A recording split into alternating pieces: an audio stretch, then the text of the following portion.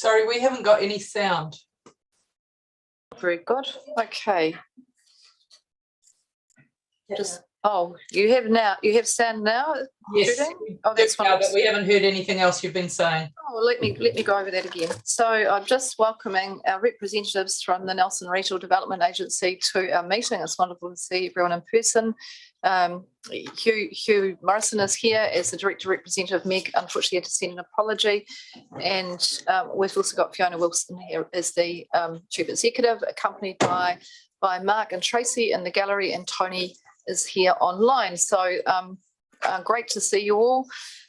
Just before we move into the item, I noticed there's a covering report from Pip Jameson. Pip, is there anything that you wish to say just as introductory comments to the report? We'll just have to get you near a microphone, Pip, if it's okay. So pop up into one of those seats there and you can become the Group Manager of Community Services for a while. See how it feels. Through the chair, no, there's nothing in addition. I'll take it as read other than this is an update on this monthly report. Great, okay. Well, look, I'll hand over to Hugh. And Hugh, just before we get started, I want to acknowledge the immense amount of work that Fiona and her team have been doing, and you as board members over the last 12 months. The energy that's been required to keep to support businesses, to keep focus on what's right in front of us, what's a year out, but also being able to keep thinking about that longer term horizons. We've created a fairly massive workload. I am incredibly grateful for the contribution that you've all been making, and that is reflected back to me by many of the business people throughout our city that I work with. They speak to me very positively about the support you've provided, and certainly as we've been moving into those discussions about regional development with our government partner agencies and the regional leadership group that sits with our iwi partners. NRDA has spoken always in a very positive way about the contribution you're making. So just want to note that as we start. It hasn't been easy, and it's probably not going to get a lot easier for a while. So your chance today just to talk about that 6 months period, but you also might have some insights into what you think the next period might look like. So welcome, Hugh. Tēnā koutou katoa. Thank you for that welcome, Mayor. And look, as the Mayor said, I'm standing in very poorly for Meg Matthews, who called in this morning with a sick note. Was it in duplicate? I can't remember. But anyway, she's very sorry that she's not here. Mayor, really appreciate your comments recognising the team because, as you know probably better than anyone, there's a lot of work behind the scenes. However, this report talks to very good progress, certainly some challenges, but some exciting opportunities coming up. So on that note, I'll pass over to Fiona. Kia ora, and thank you very much for having us. I'd also like to acknowledge Tony Power, who's on the Zoom call, who is also self-isolating at home. I think we have about a number down, 2 recently returned. So if I could possibly please turn to the slides. Thank you. So just listing who's, sorry. Right, I'm armed now. Sorry, excuse me, can we share screen? Just on its way, councillors, should have it now. Thank you. Thank you. If I may take the 6 months report as read, I'm very conscious that we were here meeting with you on the 9th of December last year, and we effectively ran through the work for the 1st of July through to the 30th of November. So what I'd like to focus on today is the work, an overview of the work since then, and also a touch looking forward. But just to recap, for the 6 months report of the 45 targets, there were 4 that were not on track or at risk with. 2 of those are directly COVID related, and 2 other items are matters the eyesight review, which is highlighted in the SOI we're looking at separately with council, and government impacted is the destination management plan funding. So just to summarise on that. So if councillors are happy for me to move on and focus on a bit of an overview of activities since then, I'll do that.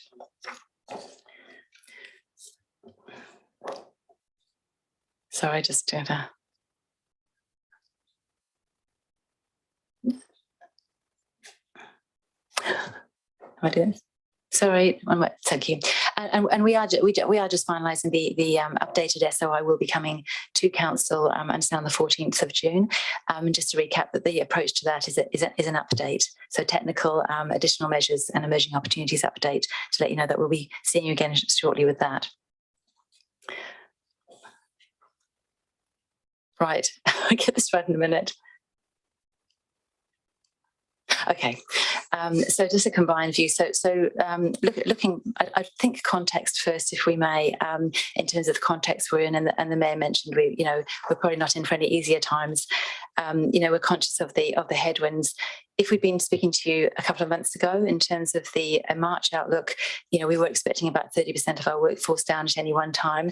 At the moment, that's probably not far off, but look, it's not as dire as it was in March, but still across the country there's about 100,000 people estimated isolating at home.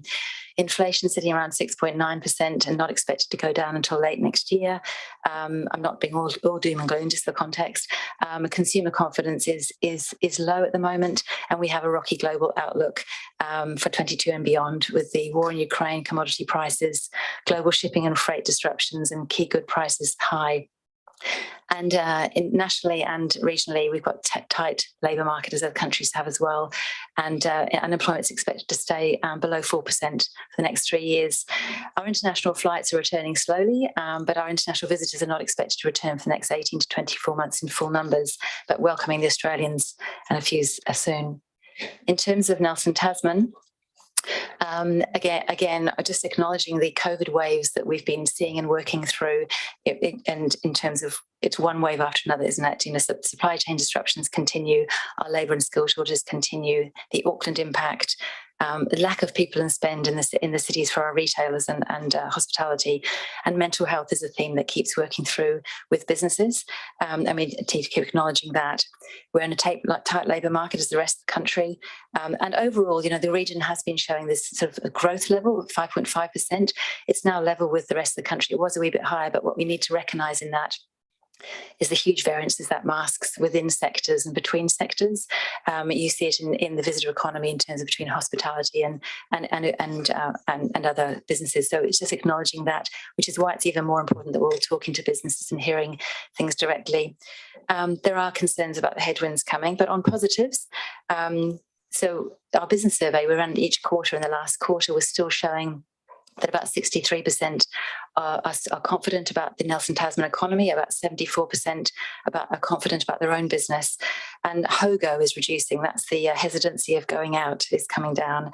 Our visitor spend, our domestic spend has compensated somewhat for the international spend, which is good, although in different markets.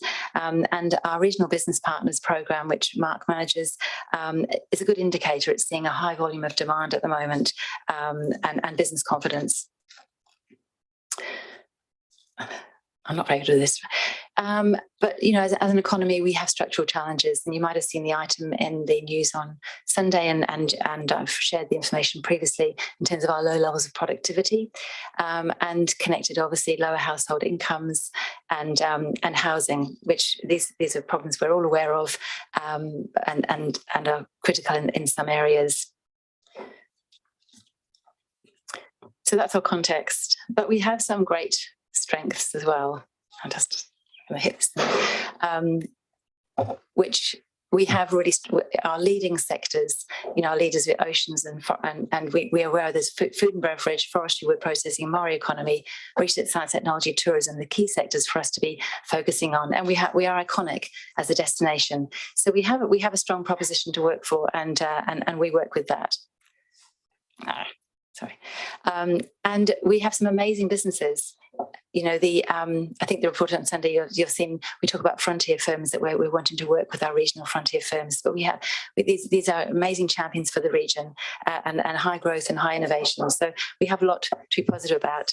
So just to look back now in that context over the last 6 months since we saw you last. Firstly, on COVID, we've needed to maintain that constant adaptive response. We need to work strategically, but also, and working with many of you in here, it's the connections with businesses through our regional business partners programs, our visitor area, daily calls with businesses during that period, and a constant communications and inquiry support, and making sure we're consistent in our communications.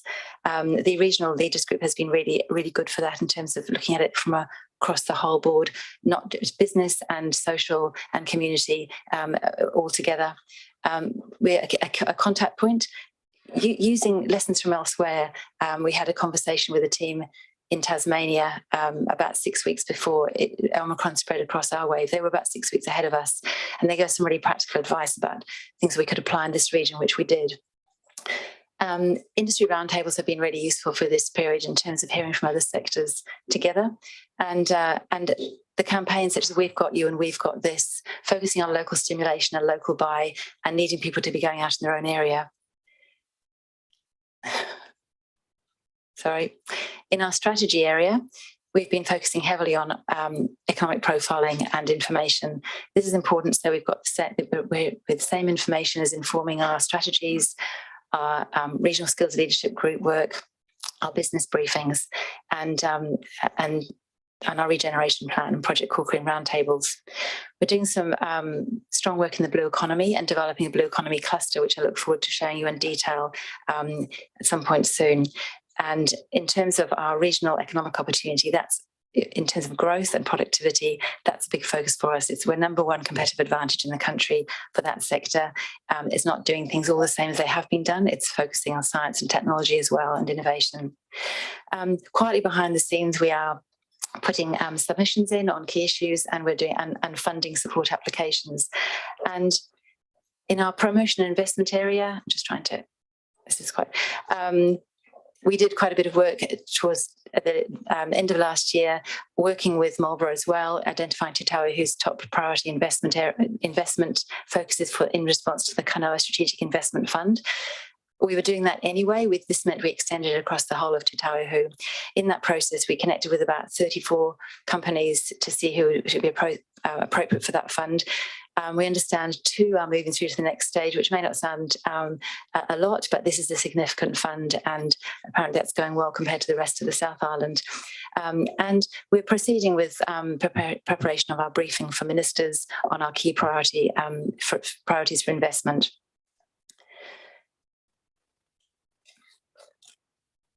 In business and workforce development, the Regional Business Partners Programme is a core programme for us for reaching into our large innovating businesses. Strong continued performance for that programme. About 76 businesses actually engaged year to date. That's about a 30-30 split across Te Tawahu, and that's a consistent split. But in addition to that, there's many other business inquiries and contacts all the time. These are the ones that are going through for particular funding. So just listed in there the level of funding approved year to date for that. But in addition to that, things like lean workshops and one-on-one session with businesses as well. I've highlighted the Pick Nelson campaign, which you have heard of. This is the 2nd year running for that. The model was improved this year, so it's very clearly an industry, MSD, NRDA partnership project. The marketing is all funded by industry. NRDA provide the project management, and NSD the back end connections. It's a really good partnership model. And this year, over 2,600 registered for that.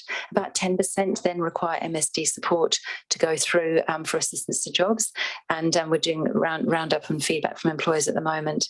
But it is a model that means we've got that in place. It's an award-winning one for the region. And we check in with the industry each year. Is it going to be needed this year? And so far, it's consistently needed in terms of needing that workforce in place. I've also highlighted the education to employment program we have, that's a long game, isn't it? It's reaching into the schools to inspire them about careers in our industries in the region. And our broker Ange Campbell has been, I think she's out today with the visitor industry, and yesterday was out with the aquaculture industry on boats, working with the schools. It's a pilot program. We're really lucky to have that, and it has been extended into its 2nd year. I'd like it to be long term and to also have a focused position on our ocean sector. So if we could call to government to have that as an ongoing, this should be a 10-year program. That's where we need to pitch. Oh, sorry, I've just skipped over one. Innovations and sectors. This is the work through the Mahitahi Collab, who you'll be familiar with. This is the partnership with the Chamber and NMIT. So it's a co-working space, and it's got an innovation focus, and we run programs through that.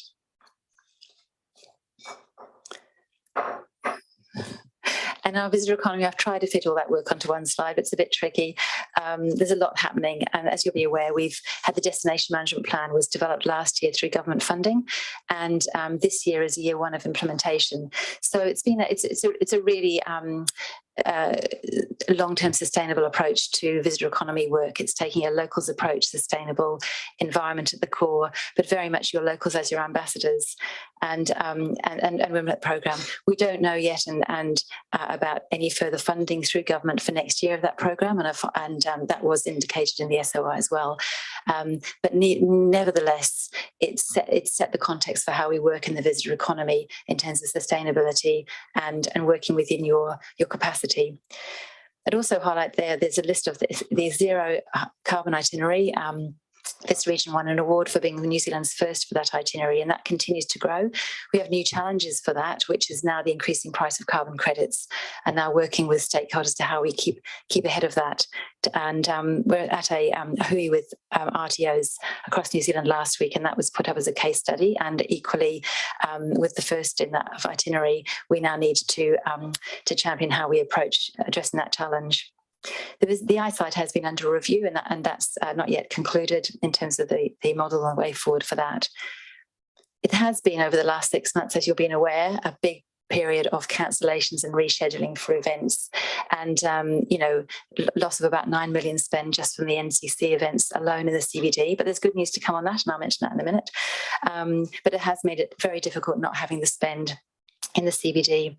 And again, the We've Got You campaign is important in terms of encouraging local spend for that. You may have been through the Wellington Airport over the Christmas summer period and seen the 100 Ways campaign, and that was a partnership with Wellington Airport. And you may have done the 100 Ways activities. I'm not sure, but I've been working my way through them. And the Te Tauahu cycling events strategy, that was funded through the REF funding. It's important because what we were seeing was a significant number of applications for REF for mountain biking and cycling events, which are a great source of activity and economic activity for our region. What we wanted to see was how much more we can get leverage from them, what's our capacity to take more, and where do we go with that. So we've now got a cycling strategy working group that represents cross organisations, including council, to keep working on that.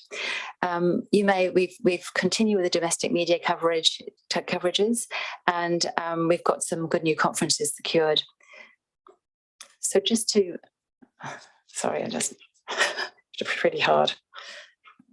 Okay,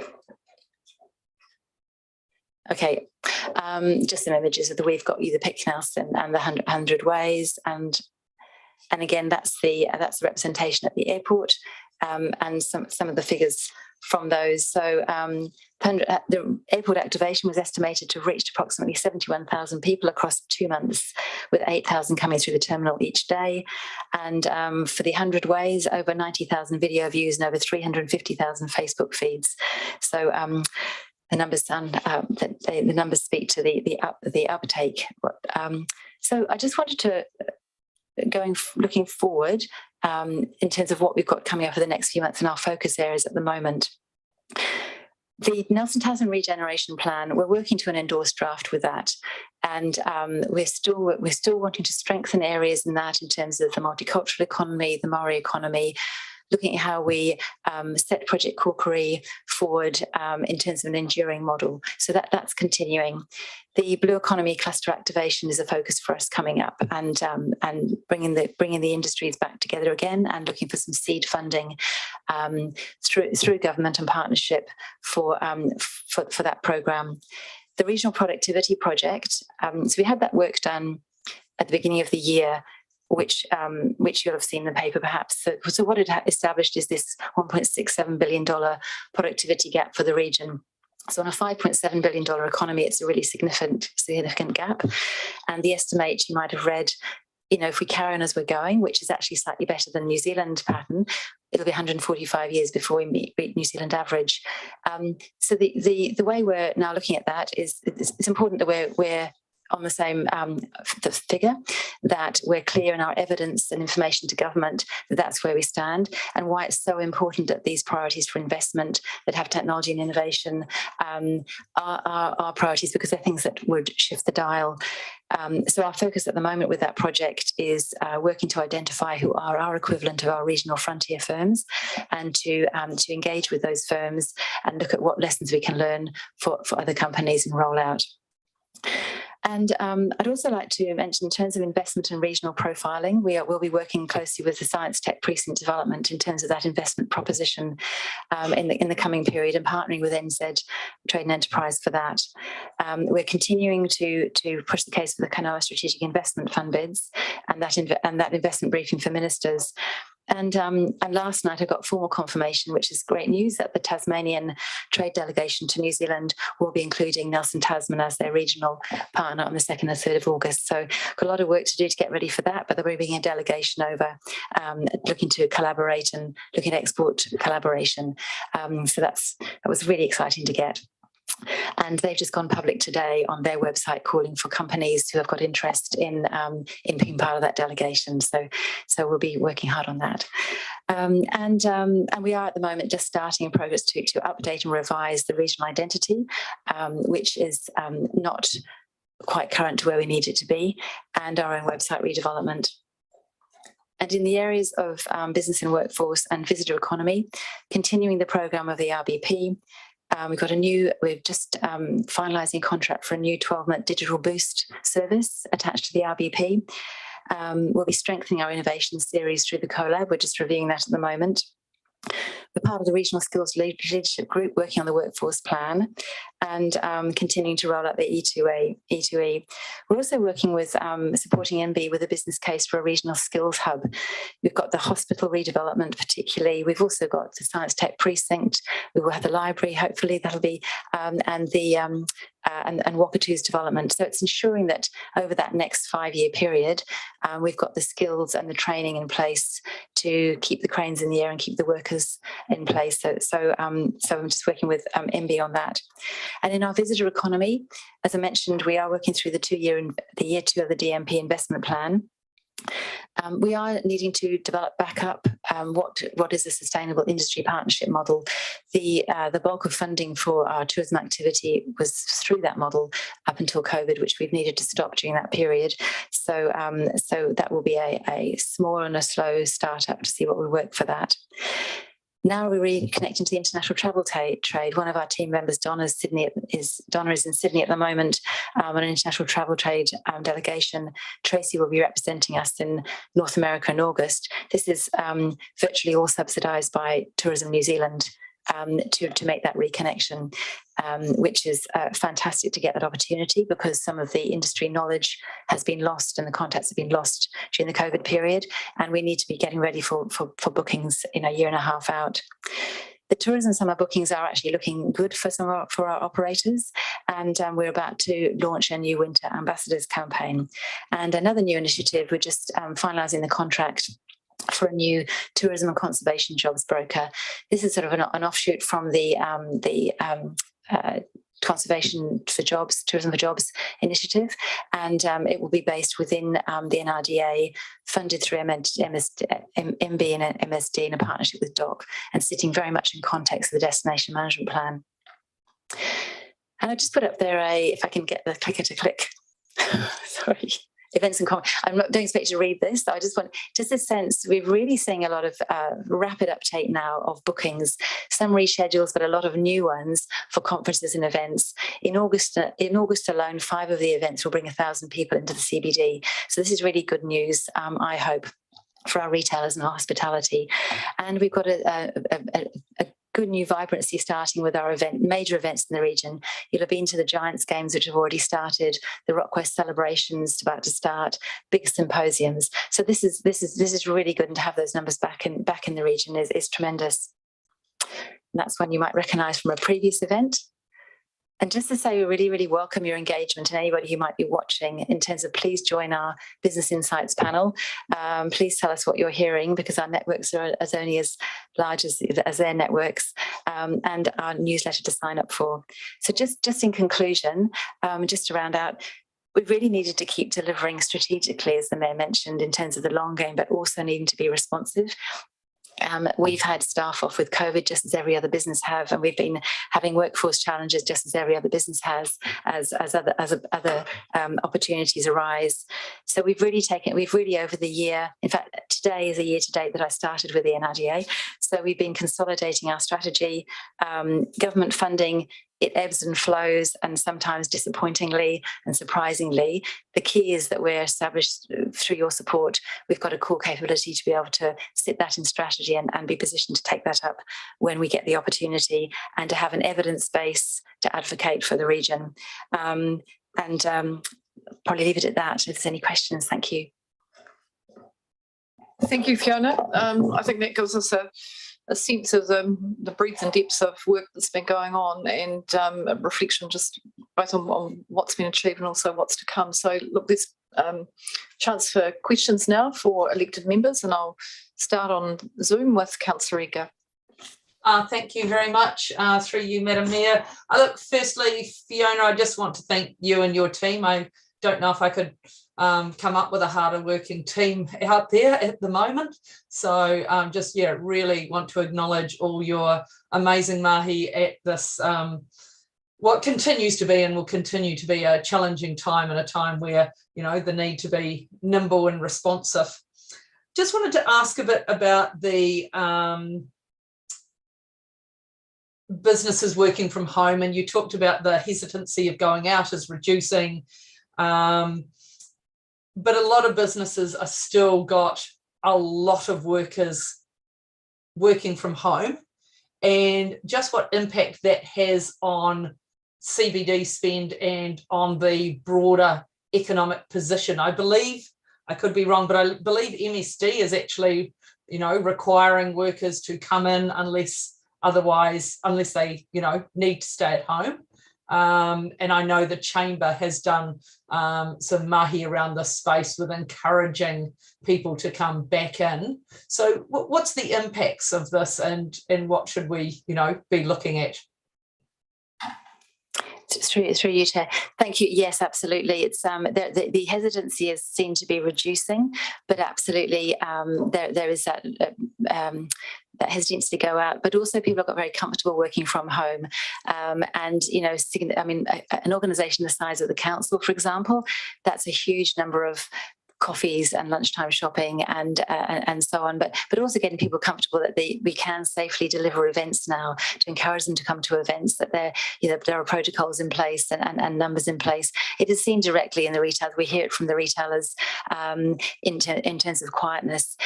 I think in terms of yes, please, large employers, bring your employers back into the workplace where it's safe to do so. I think COVID, I think for all of us, it's certainly changed the levels to which we can be flexible. And, even before all of this, there's the opportunity to work from home and flexible. But to have the numbers, we do need people back in the CBD. Our local campaign over winter will be focusing on getting people back into the CBD and to be visitors locally and to get out. It is that, rather than the fear of going out, is the hesitancy of going out. I think we are at a different stage to some other countries, and it's all completely out there. We see the media coverage. The more we can do to encourage people back where it's safe to do so and where they're not isolating, because that number are still isolating at home is significant, and it only takes you one close contact and you're back isolating. And so I think it's just a case of keep encouraging people back in. And if we can have events that encourage them into the CBD, yes, that's what we're needing. Thank you. And just had one other question, just, priority areas and shifting productivity. There's one area that, we're working on the art strategy at the moment. Now, it's probably not necessarily a key strength area or a key area for productivity shift, but how do you manage, I guess, balancing through areas that still need emphasis and strengthening versus those key strategic productivity drivers, for example? I guess I'm just wanting to make sure areas aren't being left behind, but also appreciating that, productivity is a key. Thank you. Actually, the art strategy, I think it's really important, the productivity, because we want places where people want to live and work, and it's the vibrancy of the place and what's as an attractive place to build your business and grow. And it's the quality of environment. Productivity is about, well-being and how much time you need to spend in the work as well as what you're getting out. So I think the art strategy and the creative economy is really important. We don't have a specific sector strategy on the creative economy, but it would certainly be right behind it in terms of the regeneration plan, but also working to support the delivery of that. There's an investment interest that we'd have that's very much art strategy focused, that we'd be treating, that we is very important. So I think, the importance of something like the art strategy of the creative economy to productivity is very, very important. Thank you. So I could expect to see a bit more of that work reflected through into Project Kokiri 2.0. Is that what I'm sort of hearing? That's correct. Lovely. Thank you so much. Yeah. Thank you. Look, just before I go to the next questions, I didn't know whether councillors had received a productivity report, so I've just emailed it to you, so you'll have it. You'll have it now. You may have got it in other ways that I don't know how your systems work, but just to cover bases. But I just want to pick up on actually the questions that we've had from Councillor Ega. Councillor Ega and I did we had a chat with Martin Jenkins yesterday, who are doing some work around the creative sector, which I thought was a really great opportunity just to start talking about the importance of the creative sector to our regional economy and actually our regional identity. And I did note in the productivity report, which is very interesting now, it's grouped as arts and recreation services. And I think that makes it quite challenging actually to understand in terms of the productivity report. It actually, that for me is quite a challenge in terms of trying to know who it is that we're talking about. I'm possibly sitting behind that. There's more detail, but I did note in that it's one of the biggest, if not the biggest gaps. So, well, no, actually it's not the biggest, but it's significant. So the productivity per filled job for the arts and recreation sector for our region is 54,063. For the New Zealanders, 87,683. So it's a significant, work on area as a sector to raise that productivity. So I think it's appropriate that we have got that focus as we go through through the SOI process. That's an area that we have highlighted and a real opportunity for us. So I just wanted to note that, Councillor Eka, as we went through, because it is as a feature in that report. Councillor Eka's got to do some follow-up work, I think, has been invited to do some follow-up work with Martin Jenkins, really talking about, about the creative sector and from our regional perspective. So I'm sure that Judy may want to connect in with you, Fiona, just before she goes through that workshops process. Moving on to the list, we've got Councillor Laurie and then Councillor McGurk and Councillor Fulton and anybody in the room, just so I'm... Thank you, Madam Mayor. Thank you, team. Fiona, can I just first say you are an extraordinary communicator. You've managed to get through an incredible amount of information and do it incredibly quickly and clearly. Thank you for that. Thank you. I'm wondering about our future when it comes to this work from home era, and I'm wondering whether or not Nelson actually has a fantastic opportunity. Like if you're living, for example, in Wellington and you're working from home, there's a very good chance that means you're staying in Lower Hutt or Plympton or maybe Wainuiomata, or maybe out the back of Miramar, and you're not in your day going to just pop into town. But because Nelson is so compact, I can't help thinking we have this great opportunity where people can work from home and they can go into town once or twice a day and experience what the city has to offer. Have you given some thought to that in ways that we might be able to leverage it? I guess as we're presenting ourselves for Live, Work, Invest and that proposition, that very much comes in with that the lifestyle quality and I guess lifestyle economy in terms of you can work from home and it's very much part of that package. It's that proximity, as you say, to be able to do the job you're doing and make it in time to see whatever sports game you might want to see, or as you said, pop into town. So I think that's sort of a key message in our Live, Work, Invest proposition. Great. And what about what about the way we encourage people to come into town? Like I'm thinking there are people who are established working from home, and they're reluctant to come back to the office. And I wonder whether we shouldn't be not just encouraging people to come back to the office, but just to, like I said, pop into town for that, have a meeting in a cafe, come and grab some lunch, get that job done, that kind of thing, rather than trying to convince people to do something that they might not want to do, as in move the entire working day into town. I mean, this is them. Let's hope they haven't all bought fantastic coffee machines while they've been working from home, and they're still going to love the baristas we have in the CBD. This is just getting them back in the habit. If we bring them in for the market and we bring them in for an event, to realise actually they actually do want to be back in. It's the quality. Fortunately, we have some fantastic hospitality providers that it's the habit of getting them back in. I don't think it's going to be a quick instant sending it. They've all got into habits of working there, but I just think it's got to be, if we can get them in for events and we get them in to remind them. And it's fantastically vibrant in Nelson CBD on a Saturday morning with the market now, but we also need to pop in on a Monday or a Tuesday, don't we? For sure. Thanks very much. Thank you. I'll move on to Councillor McGurk and then Councillor Fulton. Oh, thanks, Madam Ben, through you. Fiona, lovely to hear from you again. The question I would have got is just diving down into that the productivity report that you had and identifying the front of firms. You've given an example of some local ones, but is there any thought about casting a net a little bit wider, either nationally, even internationally, about what good practice might look like that can be translated into Nelson, the Nelson Tasman region? Thank you, Councillor. So the stage we're at with the project right at the moment is absolutely. So we're articulating what we're understanding now from the Productivity Commission that in their report does look at that, and also understanding from MB.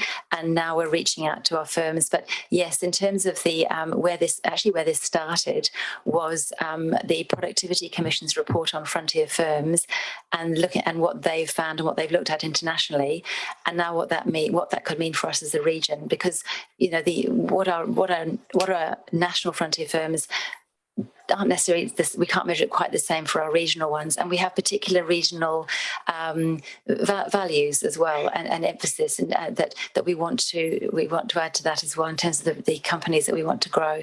So yes, it all started from the basis in terms of what's seen internationally as being effective, but we definitely keep that lens on there. Okay, just following up that, just out of the frontier firms, is there anything particular about them that's not Nelson centric? Like they could have gone anywhere, but they've chosen Nelson?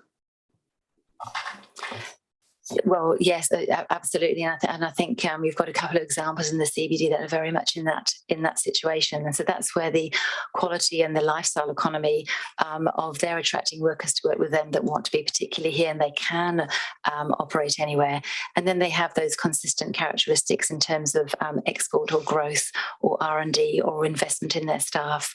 It may be that the way they work. So yes, we will have firms here who can go anywhere. But equally, it's we have companies that are very much bound to this region and won't be going anywhere. But that's where we do have the advantage in terms of the quality of life that we offer. And back to Councillor Lowry's point. Yeah, okay. I suppose what I'm just sort of ruminating here is you've got people who work here but live away, so they come in for whatever reason. I'm not sure there's too many in that category. Those who live here but work away for an absent firm, so any productivity sort of goes to another region. But those who work here for an absent company, I'm just trying to think of ways of sort of just bringing,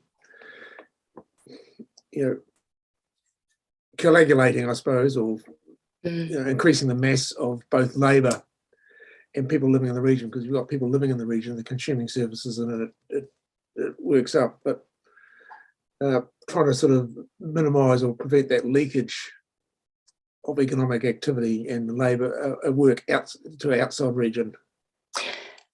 Just in response, I mean, look, at the opportunity to work from home can work in our disadvantage as well. We're a lovely place to live, and we've had colleagues who have taken up jobs in Wellington but able to do them from here. So that it goes both ways as well. Actually, as we develop down this project, I'd love to have the opportunity to come back and brief council, particularly on the project as it progresses. Okay.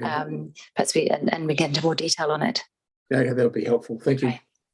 Thank you. I'll move on to Councillor Fulton and then to Councillor Courtney. Oh, look, thanks for the excellent presentation. It was really good, and it was really interesting to hear what NRDA has been up to over the recent months. My questions are quite aligned with Deputy Mayor Edgar's and Councillor Laurie's, in a sense, around how we support the creative economy to grow and how we support our CBD in terms of maintaining vibrancy in there. And I guess personally, as someone who loves to work from home, I think that there's opportunities to promote well-being in terms of getting out and connecting with your community and being out and about. I think that if we all worked from home 24/7, we'd end up feeling pretty isolated and pretty lonely. So I do think that there's a real opportunity to promote that shift, and the creative economy is a really key part for positive well-being. So a little bit like recreation, we've done very well at promoting our natural environment for outdoor recreation, but for a lot of people, the arts is an opportunity to improve mental health outcomes as well. And so there's some real opportunities there in terms of a zero carbon economy for the future too. And I'm sure you're looking at that, but I think that that's a real niche for Nelson in terms of perhaps people who do work from home and then they want to get out and enjoy connecting with people in their leisure time. Just to comment, absolutely. And I think, if you look at the economy, it's not just long-term, short-term, it's the breadth as well in terms of the whole economy. And it's actually community economic development and it's a well-being economy focus, isn't it? And I think that's why the effectiveness of the events fund that you have is so strong, because those are a whole range of small events and large events, and it's getting people whatever their interest areas, and there's always something happening. And that's why it's so heartening seeing those start up again as well. And you're right. It's the isolation and well-being was a big theme. We ran a series of in partnership with West Coast and Marlborough and the Chamber. We ran a series of COVID webinars, and sort of almost half of those had a strong well-being focused and really strong engagement on those webinars through that really difficult, most recent difficult period. Thanks. And I guess I just wanted to pick up on the fact that you are looking at a pottery or clay, I can't remember if it said clay or pottery, and jewellery at festivals. And I just think that's just fantastic, because I was at the community arts meeting yesterday and we were talking about the gap in jewellery and clay for people wanting to just get out and participate in those sorts of arts. So I guess there's a role for the library to play in that, and how we support the arts to grow in the library space. And I'm sure you'll be networking into how that space inspires people to be creative and curious as well. So I think there's a real opportunity there. Yeah, and really look forward to being part of the engagement with the library, actually, in terms of the opportunities that offers. Thank you. Thank you. We'll move on to Councillor Courtney. Thank you, Mayor Rachel. Fiona, that was a fantastic presentation. There was so much information coming through. It was so difficult to absorb it all, quite frankly. Can we get a copy of that? That'd be fantastic. I want you to give us a little bit more commentary about your funding sources. Do you see any risks there? Are there some disappointments? Are there some highs? Yes. Respect to that? Yes. So just to comment on that, it was mentioned in the SOIs and uncertainty. So we are still we're sort of we are at uncertain times. We haven't yet had any funding announcement for continued funding for the destination management plan beyond 2022. We are still waiting within days whether we are successful in our very large bid, which Mark worked very hard on to put together for the Regional Business Partners Programme for the next 3 years plus 2 years. That we are waiting on that, as our bidders around the rest of the country for that. For us, it's a particularly key programme, not because just the funding it brings, but because we embed it. The way we work with economic development is we have obviously with the EDA and the RTO embedded together, and it means that we really leverage across the areas. In many regions, they're separate organisations, and in many regions, the RBP isn't necessarily embedded into the function. So, but we really use it to leverage as much as we can from each area. So we're waiting on that literally within days. So those are two, and we'd love to see some great outcomes from the Kanoa funding into this region, and we will be still presenting our briefing for ministers, but those two particular areas will make a difference in terms of the outcome for us. And when we do come to council with the updated SOI, we should know the outcomes of those, and we'll be working the cloth accordingly.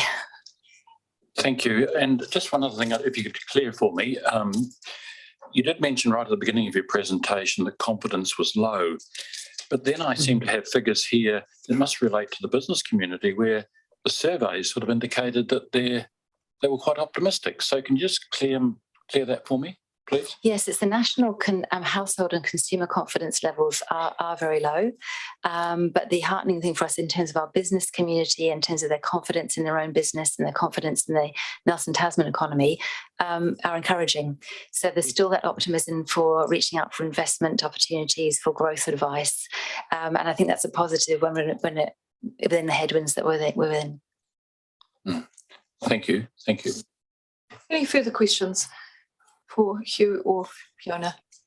I wonder if Councillor Fulton, is that another question, or have you just left your hand up? Not sure. I think that's probably concluding the questions. Sorry, my hand was just up. Right, I'll lower it. Sorry. Thank you. And look, Hugh and Fiona, look, we've still got obviously to address the statement of intent matter, but we're going to do that in June. I think that's the intention, to move forward on that item. Look, while Mark is here, I just really want to acknowledge particularly that Regional Business Partners Program, Mark, and really, I think it actually shines, stands out as such a successful program.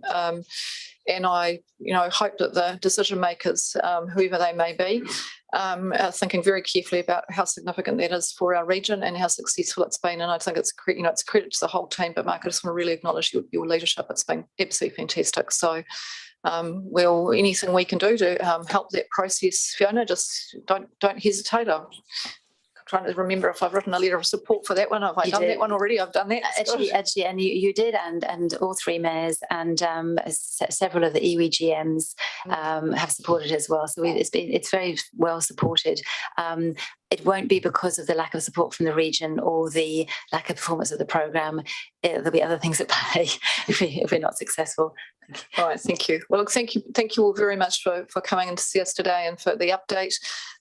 We do greatly appreciate all of the work you're doing and the reach actually that the work is having. There's lots of positives for the future, lots of things to work on, and just that focus on the blue economy and the oceans economy, and whichever one you want to call it, is obviously a standout for this region along with our science and technology sector. But just picking up after space, because we've had that discussion, around our creative sector this week. It's one that I think for this council, we added it into the SOI last time, and it still remains an area of focus. So appreciate all you're doing. Thank you.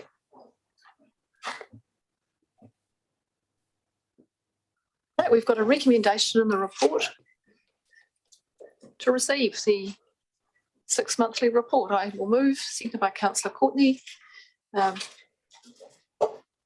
Speaking to that, it's great to get the level of information that is here, both in the document and the presentation today. It's really worth going through all of that, and I'm sure if you've got any follow-up questions, then Fiona and her team will be more than happy to receive those, or just connect up with Pip, who's the key lead in council for economic development. So I believe at this point in time. All right, so seconded for that one, and I'm going to put the motion, all those, and I've said that we have said that yes, all those in favour, or not, go aye. Against. You did second it? I moved it and Councillor Courtney seconded it, I think. Yes, I did.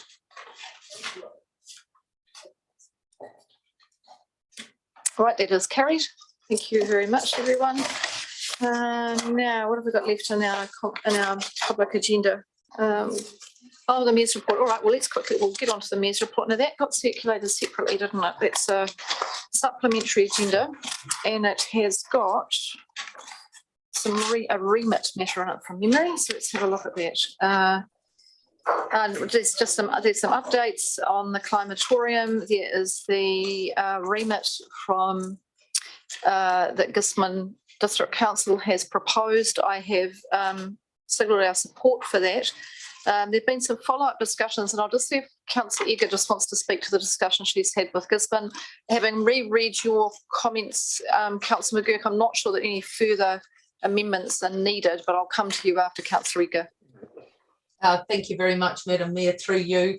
I fully support the remit, but an area that is always raised as a key concern, and to be honest, it's always a concern of mine too, is just that perverse incentive around gambling, and that is that the proceeds from it are used to support charities and community organisations and really some core functions in our communities that support our communities. So I felt that addressing that was a gap in the remit, and had corresponded with Gisborne to see if they would be willing to add to their remit to advocate for a review of funding for charities and community organisations to lessen or remove the reliance on gaming machine trusts, because I believe that is a key piece of work that needs to be done alongside, because otherwise you end up with, yes, less people,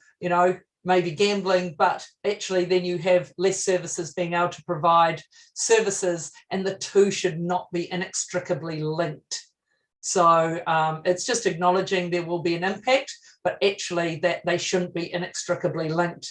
And so to advocate for a review of that to government.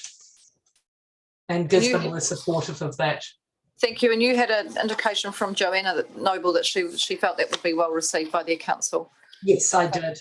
And I think that would sit well in terms of, I think we're nodding here saying that makes sense to us. Yep. All right. So that's the wording of that through to governance advisors, because I just wasn't sure if it needed to be taken as an amendment to the resolution. I don't think it does. I think what we just note is that we've proposed some minor changes to the remit as circulated. We'll note that in the minutes, and that's Gisborne District Council are going to work on actioning that. Right. Thanks. Their remit, and of course they, these things develop. If it makes it onto the for debate at the AGM, that it can often get changed at that point too. But as long as we know what we're putting in. Now let's go to Councillor McGurk, and then I'll come to Councillor Rainey. Yes, you can. So I just had has it been moved? Okay. I think Councillor Eger will want to move it. Move it, and you would like to second it. All right, thank you. Councillor McGurk. No, I really haven't got much further to add. It's reasonably consistent with our draft submission that we're going to put into the the DIA review. So for that reason, I was happy to for the council to support it, acknowledging the additional thing for Councillor Eger. I suppose it's cause and effect, and if you're going, I suppose it's the other end of the conundrum we get is that the funding's got to come from somewhere. So that's a recognition. So I'm happy to support the recommendation. Thank you, Councillor Rainey. I just have a comment or a question about item 3.1 and 3.2, Madam Chair. You want to take that now? I'll just deal with the remit, and I'll come back. Is that all right? So I'll just get that one attended to. No other questions on that one? We're happy with that one? Okay, Councillor Rainey, you're right. So just make sure we've got the officers here who might need to answer questions. I'm not sure if we do, but we'll give it a go. Well, could you, Madam Chair, could you give us some clarification what you actually mean by Wakatoon Corporation has additional capability within its team to work on the climatorium proposal? Whose proposal to who? or whom? I can't give you that, unfortunately, Councillor Rainey, because the way that we've agreed this, we will keep up to date is through the Mayor's report, because it's not our project, but the officers. We'll come back to you and see if we can get that for later in the meeting, because the officers that are the connected on this and it, will have included this for my meeting. Well, thank you. Right, just check with Robin. It'll be Pip. It'll be Pip. So we'll ask Pip if she can pop down. Sure, and I mean it does relate to the next one as well. The focus will now be on writing this business case. Well, the business case to who? I think that went to MB from memory, but I'd have to wait till Pip comes down. Okay. I think so. I think it's for government funding, but I'll have to Sure. check. Okay, thanks. No, that's fine. Yep. Thank you. Okay. All right. Now, just the other ones. I did say I'd try and get you some bullet points on the other items, but I'm afraid it was all a little bit muddly this morning as I was trying to work out what we would be transacting in business today or not. We've had a few changes, and I think we'll see how we go when we get to confidential. There's a couple of things I just want to note as we go through. First one is that our Infrastructure Acceleration Fund, we've heard back on terms of our projects that we submitted, and we are delighted that 2 Nelson projects are through to the final stages of the Infrastructure Acceleration Fund. And it's called a bidding process. I understand there's some negotiation to go. I think the feedback was that the applications from our region were very, very strong. There is a limited pool of funding, and there was a desire to make sure that that funding was shared around the motu. But we have been successful. And 2, the investment is in our city by central government, and it'll be a real boost to the local economy, opportunity to accelerate infrastructure projects and increase housing capacity and build resilience. So our housing intensification is certainly one of this council's key goals, and we have had a focus on increasing housing supply, but as well as that, reducing greenhouse gas emissions related to transport. So the importance of city centre residents is a very good fit for the Infrastructure Acceleration Fund. We have the potential with our discussions with Kāinga Ora to increase housing development, and I would say those discussions with Kāinga Ora are going well, and you will see a report coming back to you, I think in early July, so it'll be coming back. The project that we applied for was for the Bridge Street Linear Active Transport Corridor, and that has been successful in making it through the stages of the assessment process for funding. It is the project that will see support apartments and enhance green space and provide greater access to active transport options. So I think that's an excellent outcome. It's the project that relates to Bridge Street, and that would see a people-focused street full of greenery, safe for cyclists and pedestrians, and create a new front yard for people living in the CBD and a vibrant place for Nelsonians to enjoy, which is just the sort of topic we've been discussing with the Regional Development Agency. So I think that is fantastic. We also want to congratulate Wakatoan Corporation, who on reaching the final stages of the bid process as well for their housing development at Huerangi.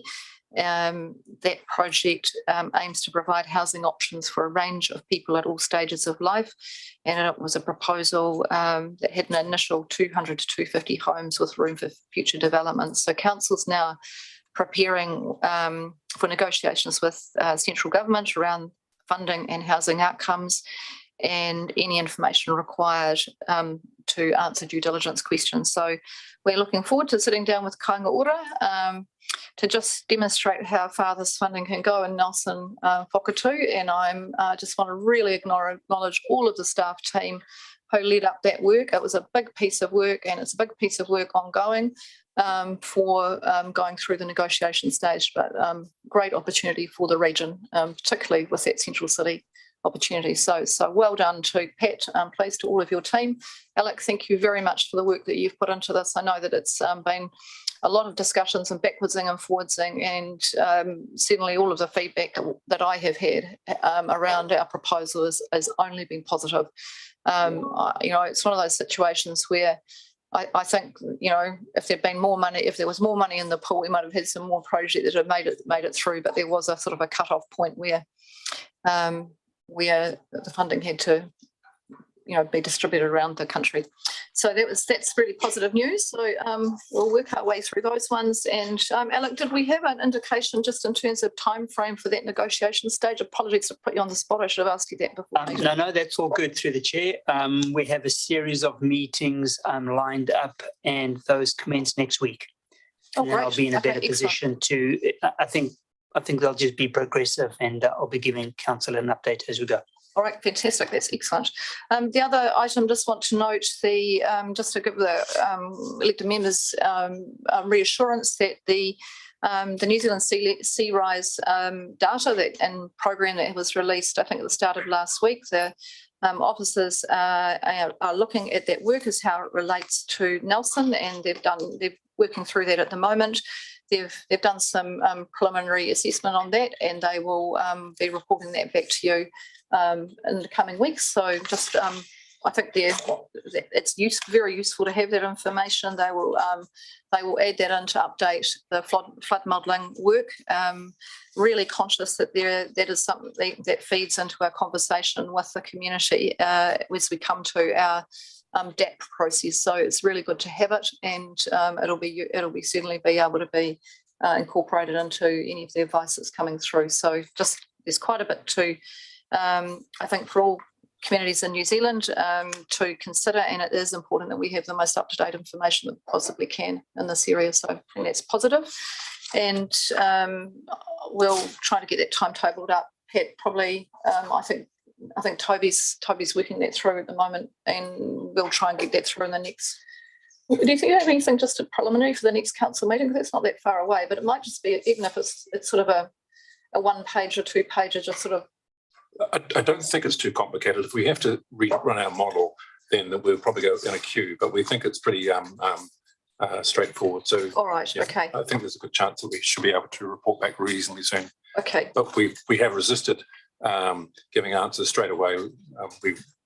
We got this information at very short notice and needed to understand it before we started talking about it too publicly, that's for sure. Okay, all right, that's fine. So that'll go through. And I hope actually by the next council meeting that we might be able to just come back and have a bit more of a conversation around that one. I just want to let you know that is in hand. And then the other one that I want to update is just in terms of the Three Waters engagement process. So you'll have seen that the Minister made some announcements, I think that was last week, about the changes that are being made to the bill, and as a result of receiving the working group's recommendations, which the majority of which were adopted in full. The remainder are still under discussion with the government, so that's certainly been some good progress. The officers have been making sure that they're getting ready for what was signalled from the Minister, that the bill will come into the House. And I think she signalled the end of, was she specific enough to say end of May? I'm not sure if she was, but I think that may be the timing. I've just got recollections of discussions on one of the local government webinar discussions about May. So we'll get some advice, obviously, when that's coming through. But the officers have been preparing in the interim so that they've thought about what they're going to do. We've agreed that we will engage with our community at a previous council meeting. We will be preparing our submission and putting together a submission. We also want to make sure the public are aware of the process so they can put in their own submissions.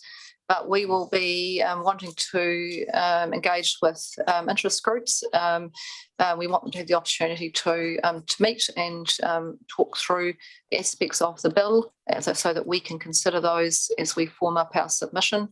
There'll be some forums organised and scheduled, and the officers are just working through how they're going to do, how they're going to put that program together. Obviously, we can't commence that until the bill is introduced into the House. There is an intention also to undertake survey, asking questions and providing the opportunity with Nelsonians to share their thoughts on the released bill, and then we'll use those survey results as part of our submission as we go into Select Committee. So that will all be being updated through the Shape Nelson process, but I think the intention, Pat, is that in the coming month, Council will be asking Council to approve a communications and engagement plan in response to the bill. And if I've got that wrong, please correct me. But I think the intention was to bring it to Council. Is that right? And if anyone who can help me out on that, that's my little scribbled notes say something along those lines. And that's just to make sure that the public, the stakeholders and our partners are all fully informed. If the bill is, we may not have the time to do that. I think we were going to share it with the councillors, but Okay. I think that might be easier. We won't be able to get to the 19th of May. No, all right, okay. Meeting. And once this starts, we'll be under a real pressure cooker to get it out there. All right. So what we may have to do is do that. You know, where you can give your feedback on what on who we're connecting with and how we're going to do that. So that we take some feedback on it. I'll have an update hopefully by I'm conscious we don't have our engagement manager in the room today, so we will just clarify that with him and circulate a note. I think it's the best thing to do. And then what? And Pip's just arrived. Hello, Pip. There was just a question. Pop on down if you want to pop down to the microphone. There's just a question in relation to the part of the chair's report that relates to the climatorium, and that's how we agreed we'd keep council up to date. But Councillor Rainey, do you want to just ask your, now Pip's here, ask your question? Sure, thank you very much, and hi Pip. Just regarding the two comments about the climatorium, there was the first one was Wakatū have got additional capability with its team to work on the proposal. I just wanted to know who's the proposal to, so to speak, or was it just you? Or does it just mean generally the proposal? Through the chair, as I understand it, it's to develop a business case that would then seek appropriate funding options of providers. I have a meeting next Thursday morning with Gemma Hogan, who's managing that for Wakatū, and I will, obviously have more information at that meeting. Okay, thank you. So, Madam Chair, at this stage, well, I'm aware of how that project sits, and that it's not our project. I'm quite aware of that, but that doesn't preclude, I guess, in the future that Wakatū may well come to NCC for seeking partnership in that project, I presume.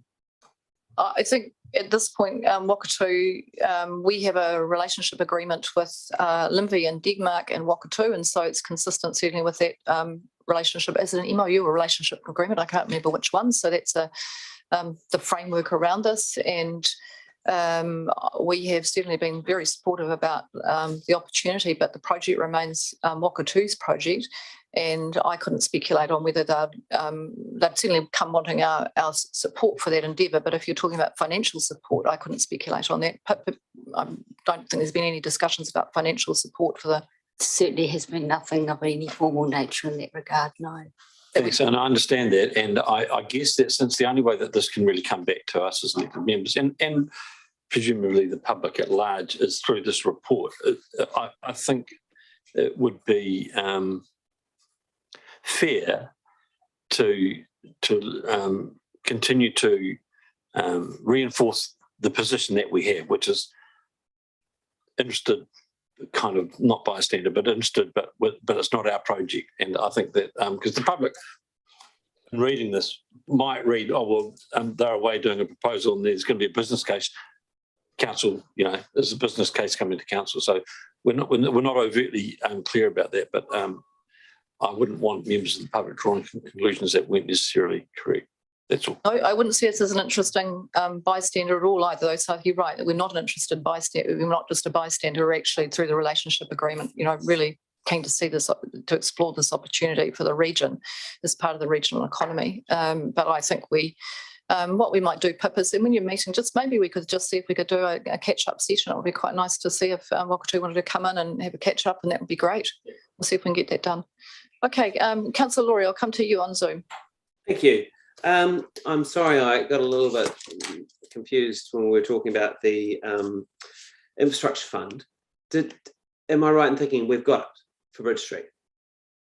We've got to the final stages of the bidding process for the linear active transport corridor for Bridge Street, and Wakatū and Corporation have got to the final stages for the Huirarangi development. These are two that got through. Great. So how many other projects are we up against for Bridge Street? Do we know? it's not when we're not up against other projects at this point. It's now, and I'll let Alex speak to this. Now it's a matter of working through some negotiations to actually bring together a funding agreement. So I'll just hand across to Alex. Through the chair, yes, I've got nothing further to add to that. That's exactly what you've indicated. We will now enter those negotiations with King Aura. We'll figure out the extent of the money we've been allocated. There will be several iterations in terms of those negotiations, and then we'll be reporting that back to council. So at this stage, there's not much more than I can say to that, other than to see what our first meeting goes like and report back after that. Awesome, that's very exciting. And can you remind us, please, what it's potentially worth to the city? Through the chair, from memory, I think about 60 million for the linear park, with the upgrades of the stormwater and the wastewater and the stormwater roundabout, give or take. Yeah. Fingers crossed. Thank you very much. And another quick question, Madam Mayor, just on the matter of LGNZ remits, have we seen one from Pororua City Council about free fares? Has that come to Nelson City? Pass on that. I will check for you. Some of them come through where they've got their signatures, so they're already away. I can't recall on that. There's one more that I've just got in that I circulated today, where they're still seeking signatures. That's whether we support them more directly. Sometimes by the time they've got them, they're done and dusted and they're in, because they need a zone or a sector or 5 signatures. I think that's right. So that one may, there's something that rings a bell about that, but I may have seen it at a sector meeting. So I'll check on that one. It would be great. I believe there is one that's made it through. So that one will go through. And then remember, the next stage we do is LGNZ go away and have a look at all of the remits, and then I don't know how that process works. I'm not involved in doing that. They work out which ones are going to actually make it through to the AGM for voting. At that point, I bring everything back again, and so you see all the ones that are up, and then we decide which ones which ones we're going to support or not. And so normally must be next month, I guess. Yeah, I think they make the decision by the end of May, I think, about which ones are proceeding, and then they circulate this out to all of the councils. So you'll see that coming through maybe the start of June meeting, I would think. I'm thinking 14th June, probably. Okay. I'll check in with Debbie. Sure. Thank you. Right, there's something we have to move here, which is the recommendation on the screen, which is what was in the supplementary report, which is to receive the Mayor's report and support Gisborne District Council's proposed remit. So I've indicated already, as you know, to get them the 5 names. I've said yes, Nelson, we circulate that by email. So this is essentially formalising that we're a supporter of that remit. Just have to add that piece that the Deputy Mayor had. I don't think we were going to add anything to the resolution. We're going to note it in the minutes. And how does that get populated to them? We then add it on to the remit to go back. What's the process? Councillor Rick has already been in discussion with Joanna Noble, who sent the information through, and I think by agreement they've got to that, but I'm sure that we can deal with it outside of the meeting. I'd like to debate when you get to the debate. Okay, well, it's been moved and seconded, so I'll now move into debate. Okay. Councillor Noonan. Awesome. Thank you. Look, I did have a concern about this remit prior to a conversation with Jardine, and the conversation was regarding exactly what she's gone away and done, which is fantastic. Thank you, Jardine, for doing that. I think that many of us are involved in community groups where the funding does come through that mechanism, and while we feel uncomfortable with it, I'm actually not involved with any community groups actually at the moment that actually get funding. So I can probably speak a little freer, but it has always been a difficult pill to swallow that you have to apply to a gambling fund for funding for helping vulnerable children. So I think if this can be pursued, I think it would be a big benefit to a huge number of community groups. So I'm really supportive, and just again thank Jardine for pursuing that. She did it very efficiently. No other debate. I'll now put the motion. All those in favour or against, please vote. Aye. That is carried. Thank you. Right, and I think, Pat, that concludes the public matters today. So we'll move into confidential. We don't have anyone that we need to add into our resolution, so it's the standard exclude the public, and the items that are going in are the minutes, quite a few minutes, a lot of minutes, some recommendations from committees, for an infrastructure committee, the NALMAC, the draft statement of intent, we've already attended to that one, so that's not going in now. There's some supplementary information on Rutherford Street stormwater upgrade, and there's a proposal to purchase city centre property, and a proposed sale of part of Haven Road property, and a proposal for property purchases for sea sports facilities. Now, I've signalled in open session that I'm allowing those all to go in, but those one, two, the last three, a lot of questions have, just before our youth councillors depart, Miro and Charles, so I'll come back to that in a moment. Thank you very much for being here today. Really enjoy having you here, and if there's anything that, any thoughts you want to leave us with today, any work-ons for us, you're most welcome to speak to the meeting.